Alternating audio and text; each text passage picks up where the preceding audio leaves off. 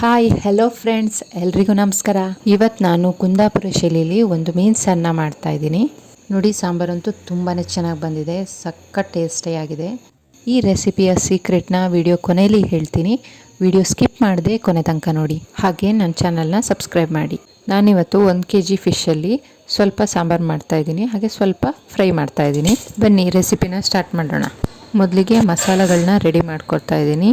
ಒಂದು ಬಾಣಲಿಗೆ 15ರಿಂದ 20 ಒಣಮೆಣಸಿನ್ಕಾಯಿನ ಹಾಕ್ಕೊಂಡು dry roast ಮಾಡ್ತಾಯಿದ್ದೀನಿ.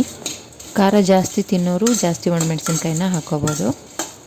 ಫಿಶ್ ಸಾಂಬಾರು ಯಾವಾಗಲೂ ಉಪ್ಪು ಹುಳಿ ಖಾರ ಎಲ್ಲ ಹೆಚ್ಚಾಗೇ ಇರಬೇಕು, ಆಗಲೇ ರುಚಿ ಚೆನ್ನಾಗಿರೋದು. ಈಗ 1 ಚಮಚ ಸೋಂಪು ಕಾಳನ್ನು ಹಾಕಿ ಫ್ರೈ ಮಾಡ್ತಾಯಿದ್ದೀನಿ. ಸೋಂಪು ಕಾಳು ಬೇಡ ಅಂದರೆ ಸ್ಕಿಪ್ ಮಾಡ್ಕೋಬೋದು. ಇದನ್ನು ಒಂದು ಪ್ಲೇಟಿಗೆ ತೆಗೆದಿಟ್ಕೋತಾ ಇದ್ದೀನಿ. ಈಗ 1.5 ಚಮಚ ಕಾಳುಮೆಣಸನ್ನ ಹಾಕ್ಕೊಂಡು ಚೆನ್ನಾಗಿ ಫ್ರೈ ಮಾಡ್ತಾಯಿದ್ದೀನಿ. ಎಲ್ಲದನ್ನು ಲೋ ಫ್ಲೇಮಲ್ಲಿ ಫ್ರೈ ಮಾಡ್ಕೋಬೇಕು. ಈಗ 1/4 ಚಮಚದಷ್ಟು ಮೆಂತ್ಯನ ಹಾಕ್ಕೊಂಡು ಫ್ರೈ ಮಾಡ್ತಾಯಿದ್ದೀನಿ. ಇದನ್ನು ಒಂದು ಪ್ಲೇಟಿಗೆ ತೆಗೆದಿಟ್ಕೋತಾ ಇದ್ದೀನಿ. ಈಗ 2 ಚಮಚದಷ್ಟು ಕೊತ್ತಂಬರಿ ಕಾಳನ್ನ ಹಾಕ್ಕೊಂಡು ಹುರಿತಾ ಇದ್ದೀನಿ.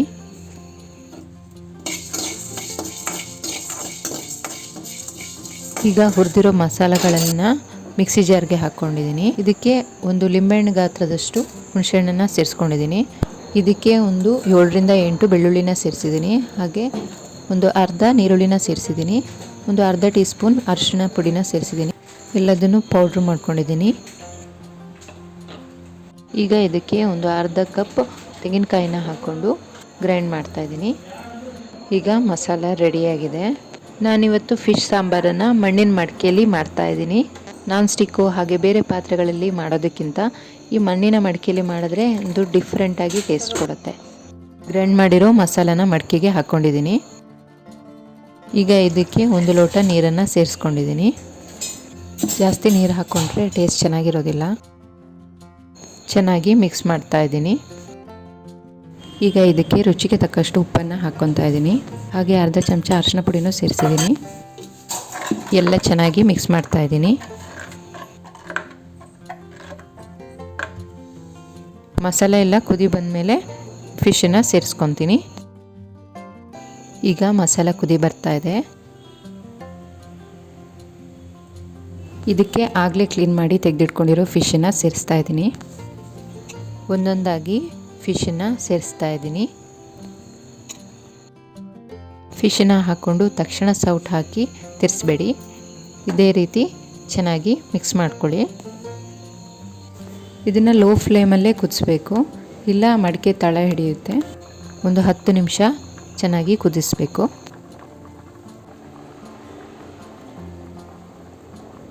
ನೋಡಿ, ಈಗ 10 ನಿಮಿಷ ಕುದಿಸಿದ್ದೀನಿ. ಫಿಶ್ ಎಲ್ಲ ಚೆನ್ನಾಗಿ ಬೆಂದಿದೆ. ಈಗ ಸ್ಟವ್ ಆಫ್ ಮಾಡ್ಕೊತಾ ಇದ್ದೀನಿ.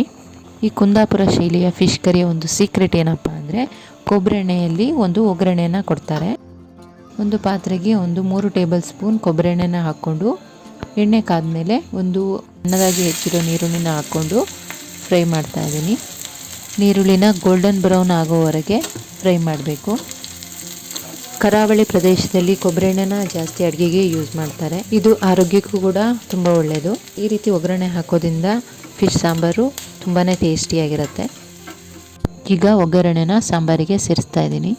ಈ ಸಾಂಬಾರಿನ ಸ್ಮೆಲ್ ಅಂತೂ ಘಮ್ ಅಂತ ಇದೆ, ತುಂಬಾ ಟೇಸ್ಟಿಯಾಗಿ ಬಂದಿದೆ. ನೀವು ಒಮ್ಮೆ ಈ ರೆಸಿಪಿನ ಮನೇಲಿ ಟ್ರೈ ಮಾಡಿ. ಮನೇಲಿ ಖಂಡಿತ ಎಲ್ರಿಗೂ ಇಷ್ಟ ಆಗುತ್ತೆ, ಇಷ್ಟಪಟ್ಟು ತಿಂತಾರೆ. ಫ್ರೆಂಡ್ಸ್, ಇವತ್ತಿನ ಕುಂದಾಪುರ ಶೈಲಿಯ ಫಿಶ್ ಕರಿ ನಿಮಗೆಲ್ಲ ಇಷ್ಟ ಆದರೆ ಪ್ಲೀಸ್ ಲೈಕ್ ಮಾಡಿ, ಶೇರ್ ಮಾಡಿ, ಹಾಗೆ ನನ್ನ ಚಾನಲ್ನ ಸಬ್ಸ್ಕ್ರೈಬ್ ಮಾಡಿ. ಮಾತರಗ್ಲ ಮೀಂದ ಕೈಪು ಇಷ್ಟ ಅಂಡ ಪ್ಲೀಸ್ ಲೈಕ್ ಮಲ್ಪಲೆ, ಶೇರ್ ಮಲ್ಪಲೆ, ಎನ್ನ ಚಾನಲ್ ಸಬ್ಸ್ಕ್ರೈಬ್ ಮಲ್ಪಲೆ. Thank for watching friends.